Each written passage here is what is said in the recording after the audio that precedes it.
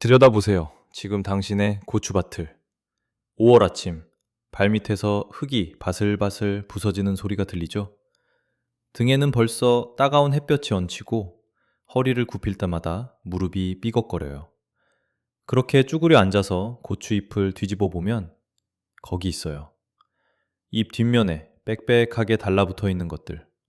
새끼 손톱만한 연두색 덩어리들. 진딧물이에요. 어제는 없었던 것 같은데 오늘 아침에 보니 이미 잎 한 장이 오그라들어 있어요. 이 느낌 알죠? 그 순간 머릿속에 드는 생각 있잖아요. 또 농약 사러 가야 하나? 그런데 잠깐요. 바로 지금 이 순간 당신 부엌 싱크대 옆에 뭐가 놓여 있는지 생각해 보세요. 아침에 녹차 한 잔 드셨나요?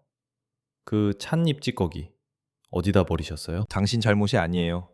진딧물이 생기는 게 당신이 뭘 잘못해서가 아니에요.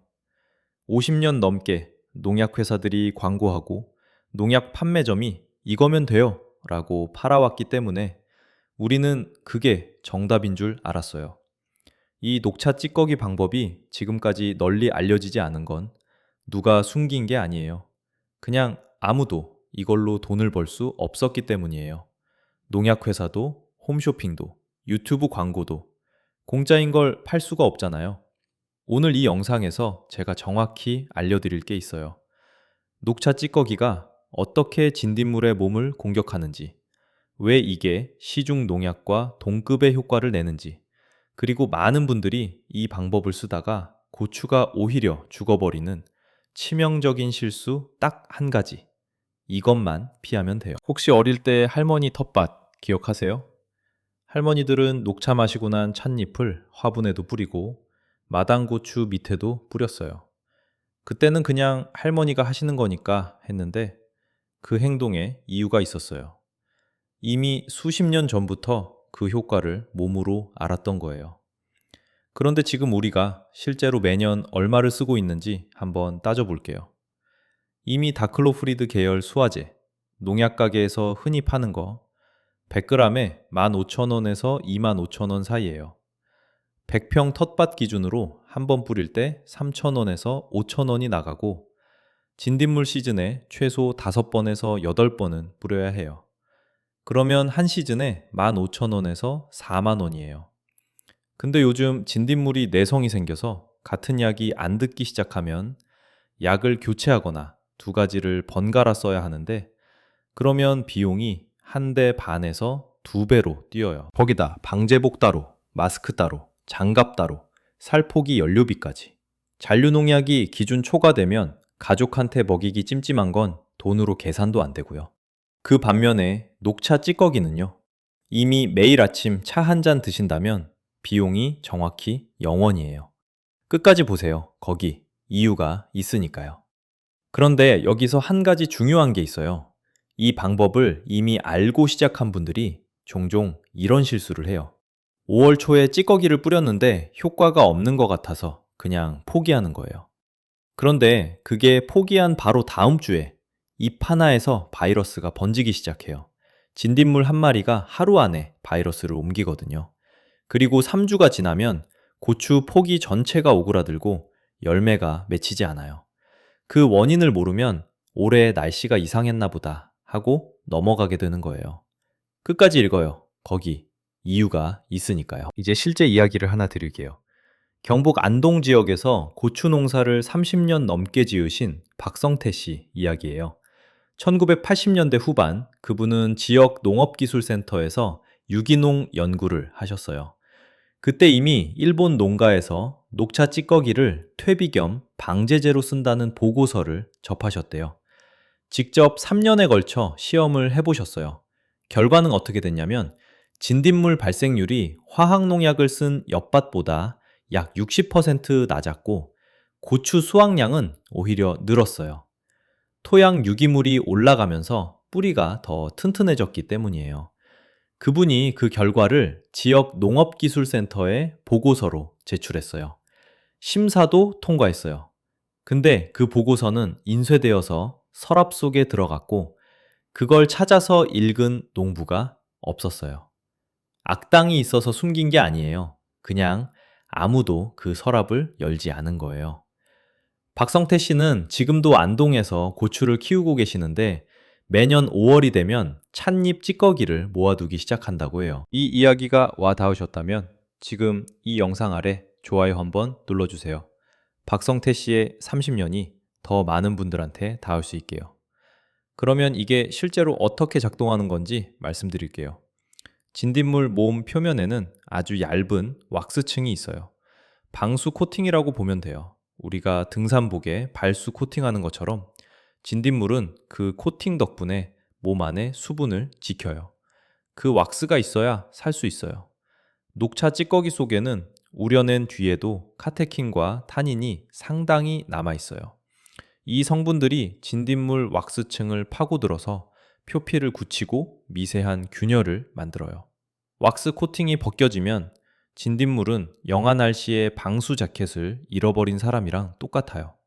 몸 안의 수분이 밖으로 빠져나가기 시작하고 24시간에서 48시간 사이에 탈수로 죽어요. 독약이 아니에요. 물리적으로 코팅을 벗기는 거예요. 이게 핵심이에요.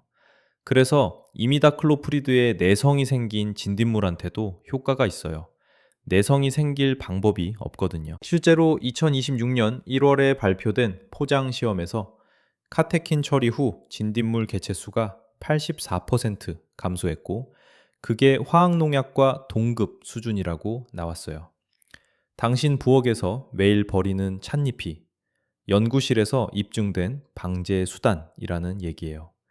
지금 당장 당신에게 이게 무슨 의미냐면 5월 초 진딧물이 본격적으로 날아오기 전에 찻잎을 깔아두는 것만으로 그 왁스 파괴 효과가 땅을 기어오르는 유충에 바로 작용한다는 거예요. 그런데 실수가 있어요. 10명 중 9은 해요. 이걸 꼭 알아야 해요. 두껍게 많이 깔수록 효과가 좋을 것 같잖아요.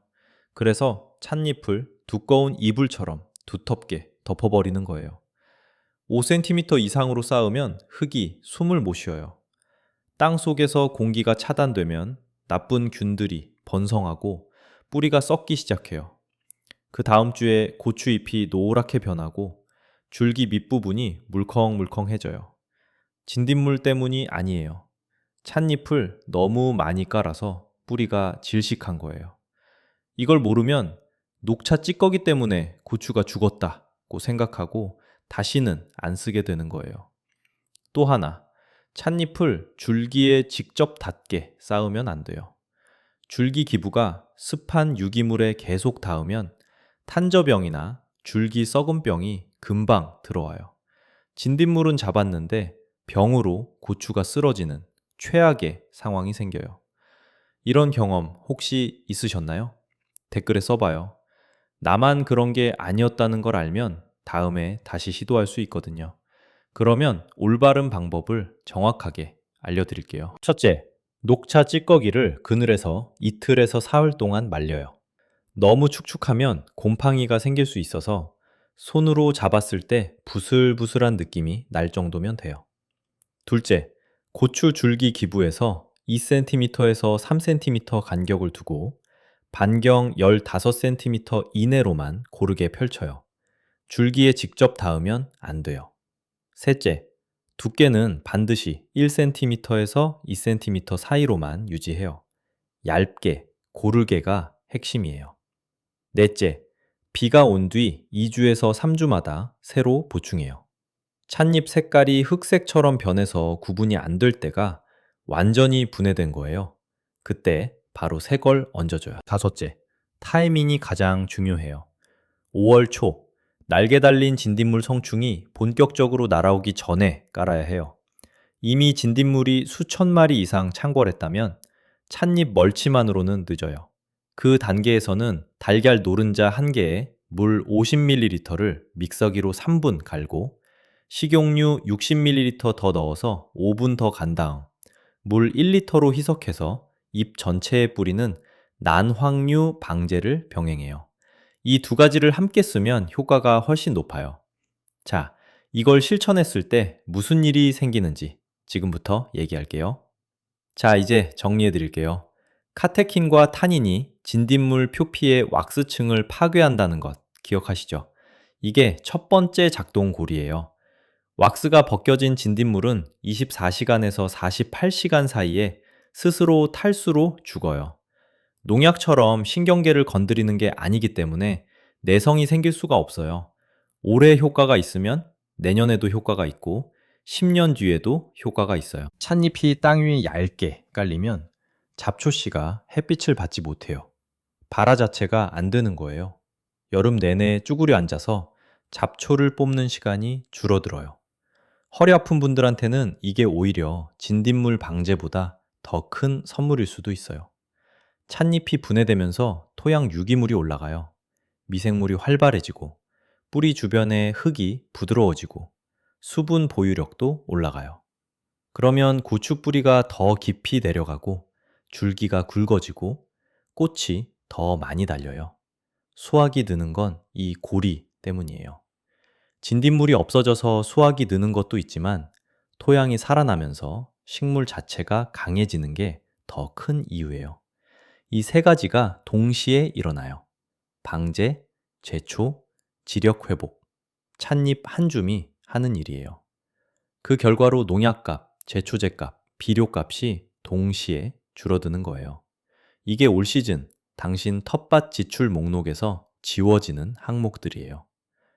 자, 이제 선택할 시간이에요. 길 가이냐, 길 나이냐로 구분해 드릴게요. 질가를 택하면 5월이 오면 또 농약 가게에 들르게 돼요.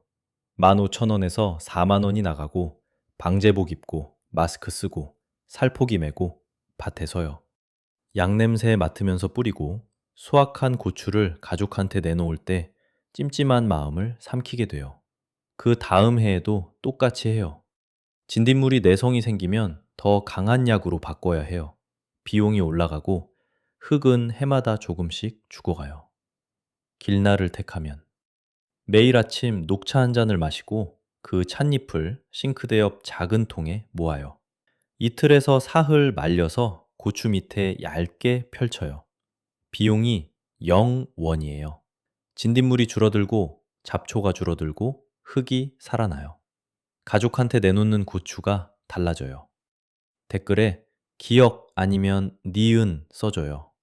이유도 함께요. 직접 말로 쓰면 자신의 생각을 더 잘 듣게 돼요. 고추를 몇 포기 키우시는지, 어느 지역인지도 써주세요. 지역마다 진딧물 발생 시기가 달라서 댓글이 쌓이면 그게 우리 모두한테 살아있는 지도가 돼요. 5월 초 찻잎 멀치를 깔고 나서 사흘쯤 지나면 뭔가 달라진 걸 느끼실 거예요. 고추 포기 주변에 눈에 띄게 진딧물이 줄어들기 시작해요. 처음엔 반신반의할 수도 있어요. 이게 정말 되는 건가 싶으시죠?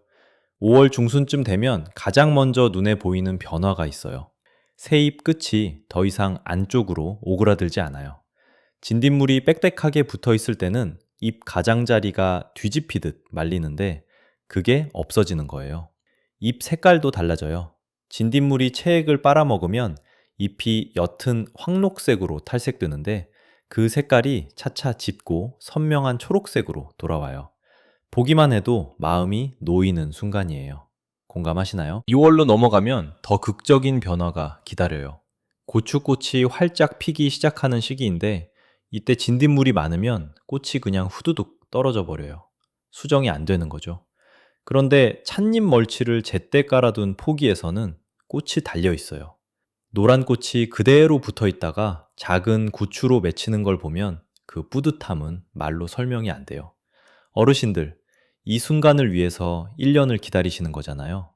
7월이 되면 결과가 수확량으로 보여요. 진딧물 피해 없이 꽃이 제대로 수정된 포기는 고추가 촘촘하게 달려요. 길이도 고르고 색깔도 윤기가 나요.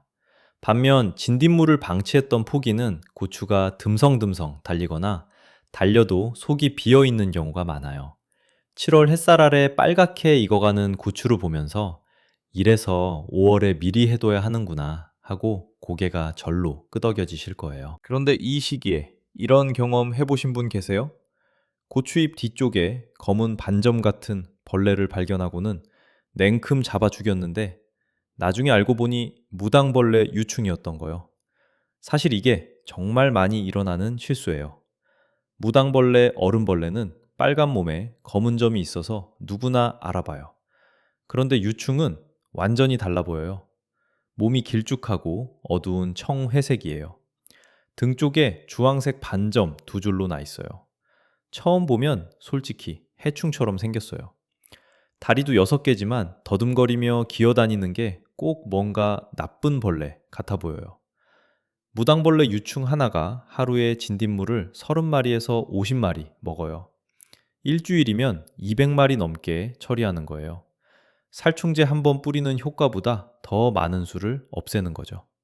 그런데 우리가 그 유충을 해충으로 오인해서 잡아버리면 우리 스스로 가장 강력한 아군을 없애는 꼴이 돼요. 생각해 보셨나요? 이 작은 벌레가 내 고추밭을 지키고 있었다는 걸. 무당벌레 유충을 보호하는 방법은 간단해요. 일단 낯선 벌레를 발견하면 바로 잡지 말고 이틀 정도 지켜보세요.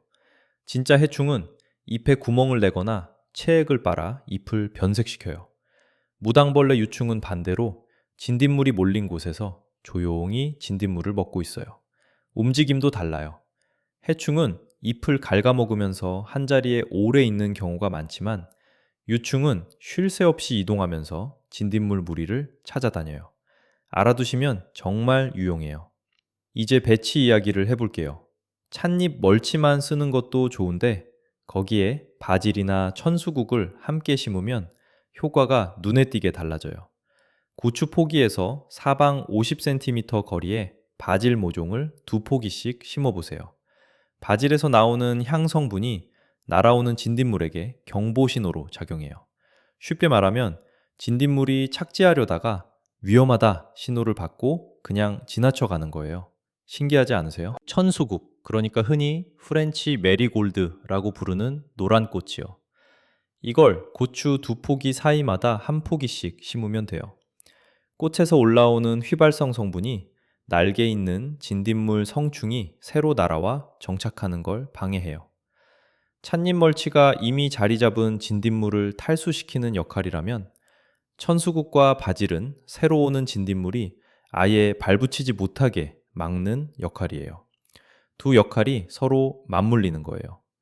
이 셋을 같이 쓰면 혼자 쓸 때보다 확실히 더 나아요. 이야기가 나온 김에 찻잎 찌꺼기가 분해된 뒤에 어떤 일이 생기는지도 알아두세요.